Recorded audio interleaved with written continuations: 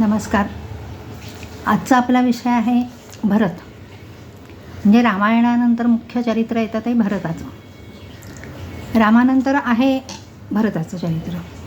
तर याविषयी आज आपण जाणून घेऊयात. आपदामपहर्तारं दातारं सर्वसंपदां लोकाभिरामं श्रीरामं भूयो भूयो नमाम्यहं. श्रीराम समर्थ. रामायणामध्ये रामानंतर मुख्य चरित्र आहे ते भरताचं आहे.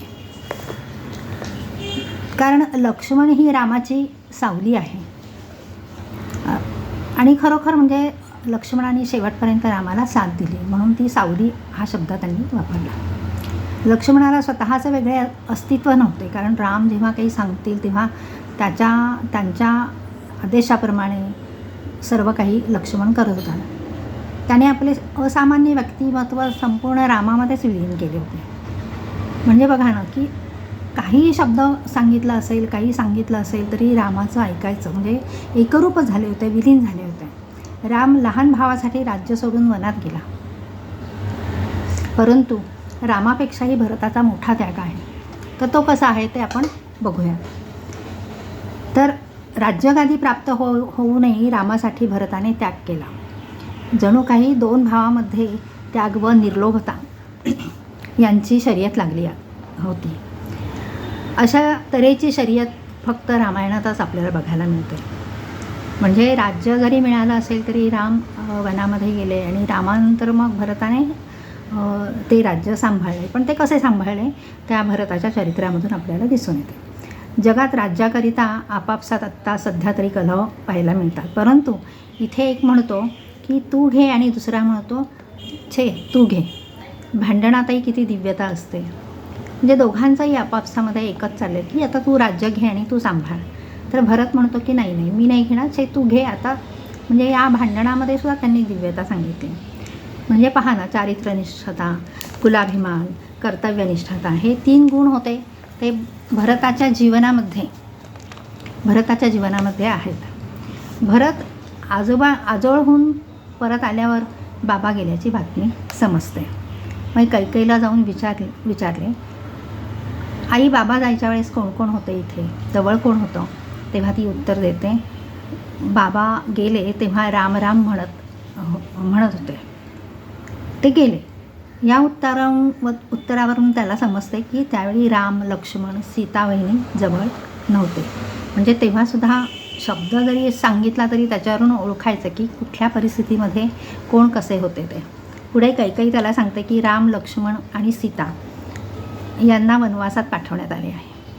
भरत अत्यंत बुद्धिमान होता, चाणाक्ष होता, विवेकी होता, भावनाप्रधान होता आणि तरीही बाबा गेल्याचे अश्रू पुसून विचारतो की रामाकडून काय झाले, काही चूक झाली का, एखाद्या ब्राह्मणाचा वध झाला का, गोहत्या झाली का. म्हणजे हे सगळे प्रश्न विचारून घेतो भरत. त्याला जी काही मनामध्ये शंका असते ते सगळे तो प्रश्न विचारून घेतो. कैकेयी विचारते, तू असा का विचारतोस, तुझ्या मनामध्ये आत्ता का प्रश्न असे आले, तर असा अपराध कोण करेल. कैकेयीने रामाला 14 वर्ष वनवासात पाठवले होते हे त्याला कळले. कळल्यानंतर भरत व लक्ष्मण या दोघांचे जेव्हा रामावर अतिशय प्रेम होते. लक्ष्मणाचे प्रेम कसे होते तर व्यक्तिनिष्ठ होते. राम कसाही वागो तो माझा आहे असं कायम त्याच्या मनामध्ये असे. हा लक्ष्मणाचा भाव होता. तो भावसुद्धा कसा आपण म्हणतो ना की अद्वैत असा भाग होता तो. भरताचे प्रेम हे व्यक्तिनिष्ठ नाही, तर रामामध्ये सर्व प्रकारचे सद्गुण आहेत. राम धीरोदत्त आहे, तो परिपूर्ण आहे. त्यांच्या गुणामुळे भारताचा म्हणजे भरत जो आहे, भरत रामाचा पूजक सेवक आहे. भरताला आपल्या वंशाचा खूप अभिमान आहे. वरीलपैकी एखादा अपराध जरी झाला तरी लक्ष्मण रामाला सोडून गेला नसता. खरं म्हणजे भरताला कोणीच ओळखलं नव्हतं. खरं भरत हा तसा बुद्धिमान होता. मग दशरथ, कैकेयी, भारद्वाज मुनी, कौसल्या, नंतर गुह आणि लक्ष्मण यापैकी राम व वसिष्ठ ऋषी यांनी ओळखलं होतं. भरताने कैकेयीला विचारले की तुला वाटलंच कसं की मी रामाला डावलून राज्याभिषेक करेन आणि माझ्या माझ्याकडून तुला राज्याभिषेक करून घ्यायचा आहे का, तर हे काही तू मनात आणू नकोस. तुझ्या मनामध्ये विचार कसा आला, तर मला राजा बनायचे नाही आहे. म्हणजे इतका तो त्यागी होता भरत. रामाला आणायला जातो, रामाला घेऊन येतो आणि रामाकडूनच आपण राज्याभिषेक करून घेऊयात. आणि दुसऱ्या दिवशी भरत जो आहे तो महालाप आहे, सनई चौघडे त्याचे जे कोणी कोणी होते त्यांना सगळ्यांना घेऊन तो रामाच्या इथे वनात जायला लागला. तर भरताला असं वाटलं की हे काय चाललेलं आहे. हे सगळं आधी त्यांनी ते सनई चौघडेसुद्धा त्यांनी बंद करायला सांगितले.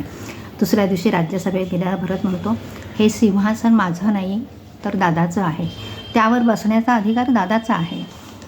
मी दादाला परत घेऊन येतो आणि आपण मग त्याप्रमाणे सिंहासनावर रामाला आपण बसूयात.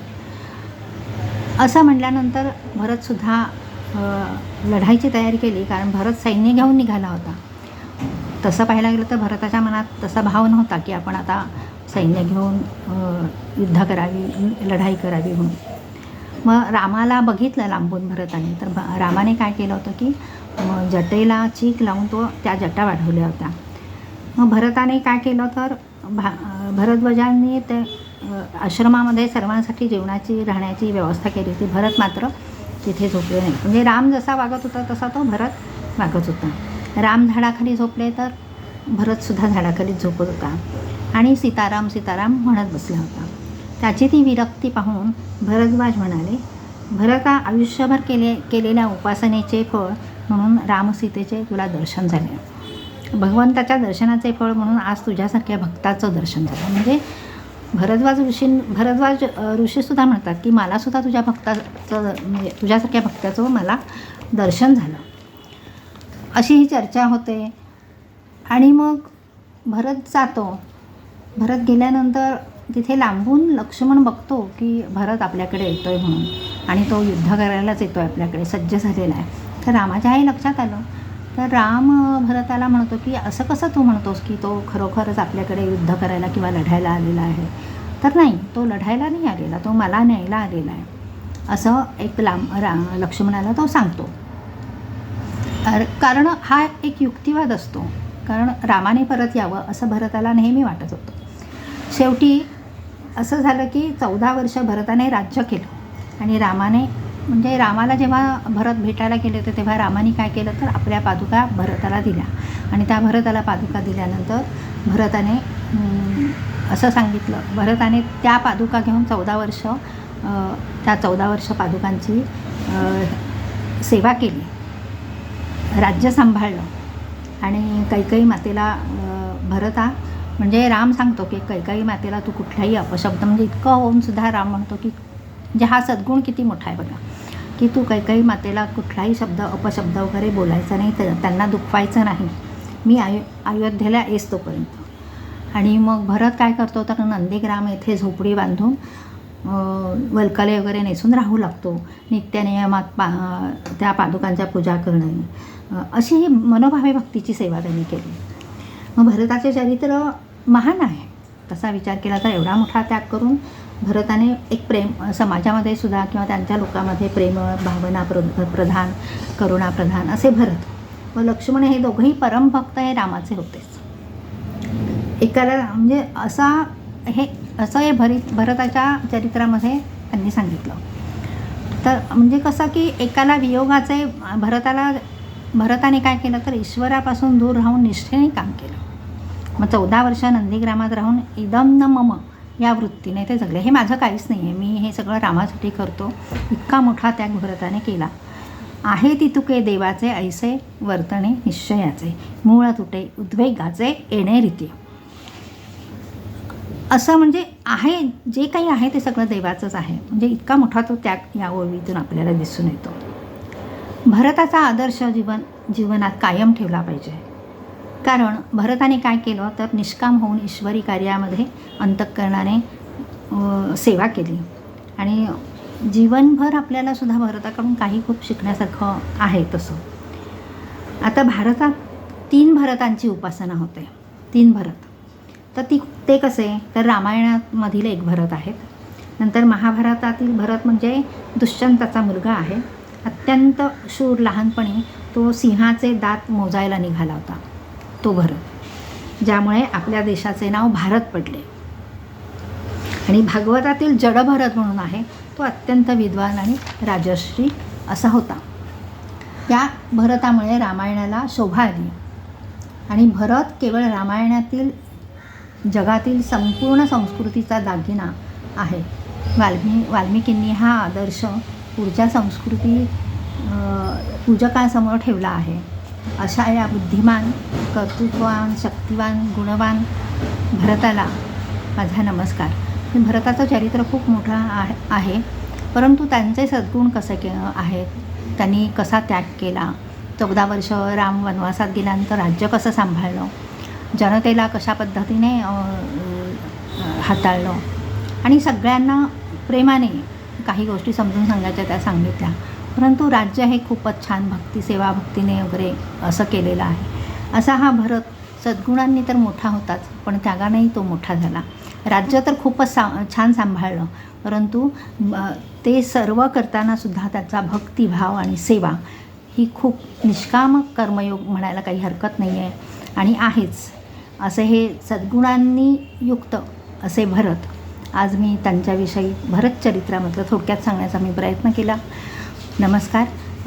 आज मी माझ्या वाणीला इथेच विराम देते. श्रीराम समर्थ.